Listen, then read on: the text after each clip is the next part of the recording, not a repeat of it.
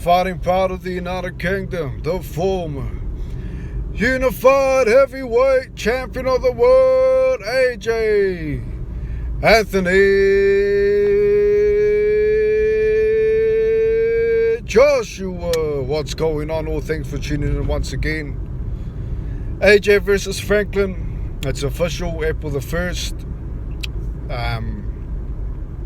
Sile Zhang versus Joe Joyce as well, April the 15th, I believe. So, the Joshua Franklin fight,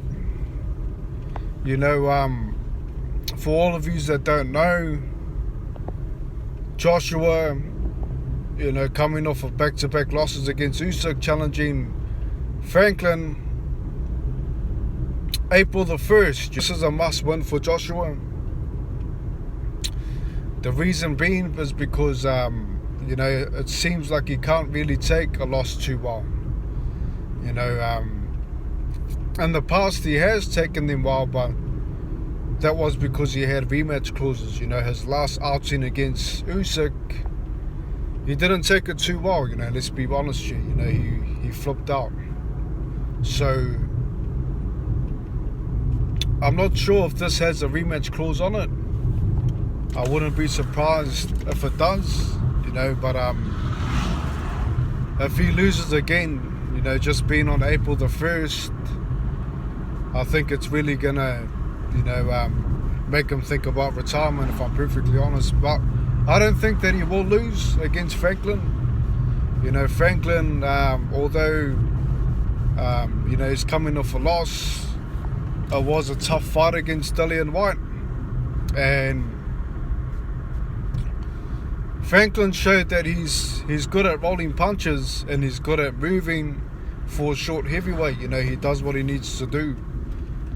He's the sort of fighter that he likes to counter you and he likes to finish the exchange. He likes to be the last one to throw the last punch.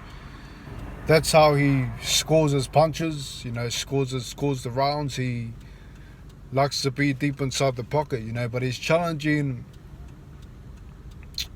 a hard-hitting Joshua. Joshua is one of the hardest punchers in the division. In terms of short range, long range, he probably is number one.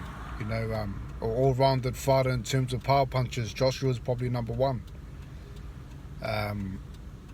Although, he was unable to knock out Usyk,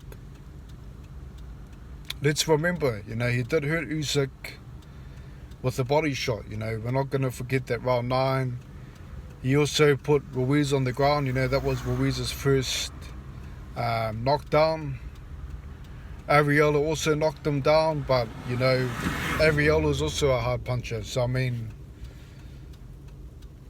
he's definitely a harder puncher than Dillian White, I'll put it to you that way. So he's challenging a hard punching Joshua. And if you're gonna exchange with AJ, you gotta know what you're doing. You gotta be able to not only land the last punch, but you're also gonna have to land the first punch. You're gonna have to initiate the pocket. You're not gonna want to be the one getting hunted down, where all of a sudden you're forced into, being inside the pocket, and then Joshua comes and starts unloading on you. No, you're gonna be the one trying to use your jab coming in. This way you can control distance. You can control the pocket. Think about Alexander Usyk. He was using his left hand lead because he was using that to shut down Joshua's attack. He made him think. Although we know Joshua as being fearless in the past, he's changed a lot. He's changed a lot. He's more cautious.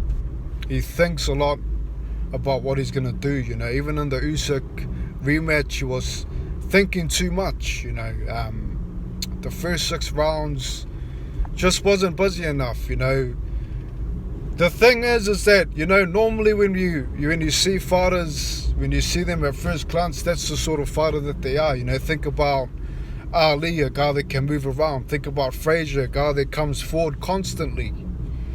You know, Mike Tyson, a guy that comes forward, you know, bobs and weaves, power puncher. You know, Joshua's trying to find himself because of that loss against Ruiz. You know, nowadays these boxers, you know, they're scared to take losses and they overthink things. You know, they overthink things. They change their game plan. They change the sort of, you know, their fight. But with Joshua, he's got to go back to his old ways. You know, he's got to go back to being fearless, not being scared to take a punch. You know, not worried about what this other guy's attack is. You know, let's face it. You know, he's a very gifted puncher, Joshua. You know, he can establish power at short range. The only reason why he started backing off was because of what Ruiz done to him. You know, because Ruiz hit him on the side of the head and then he couldn't recover. And it seems like he's now, you know, afraid to get tagged, you know, but there's ways to prevent that. You know, he can partially block shots, he can keep his hands up a bit more, you know, but still having that ferocity of coming forward and landing power shots. You know, that's what Joshua does. You know, he's a good combination puncher as well.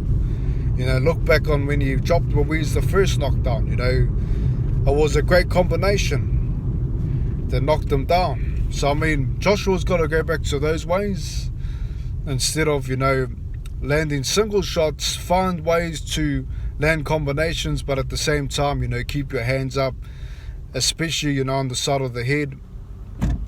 And you know, use your height. You know, these guys are all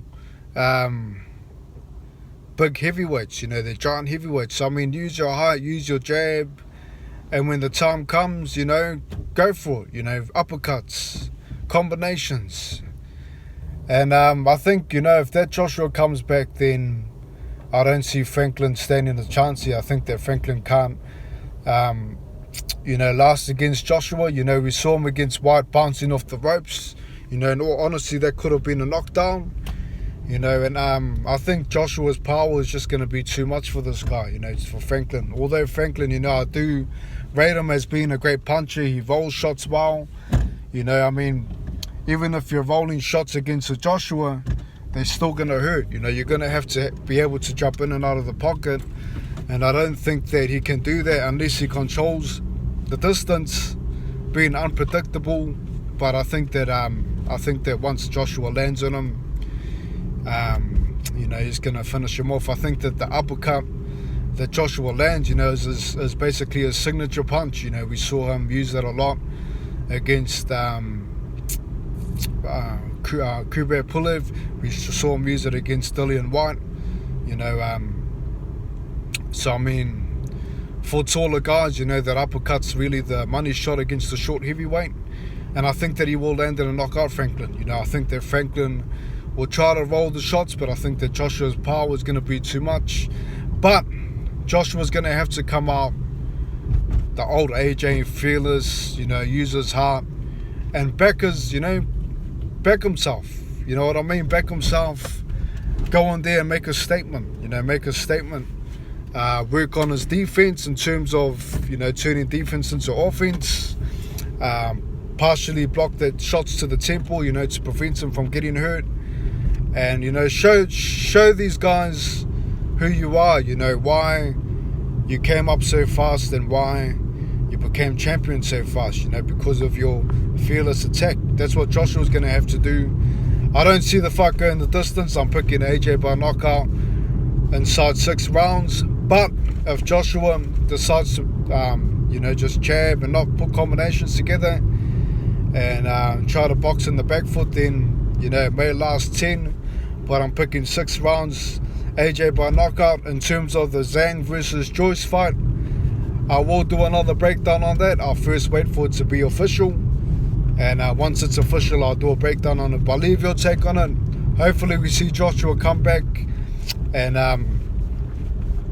we'll see what happens in this fight anyway. You know, leave your take. Look forward to the comments. And thanks for tuning in once again, man. Have a good day. Peace. Stay safe. Have a good one.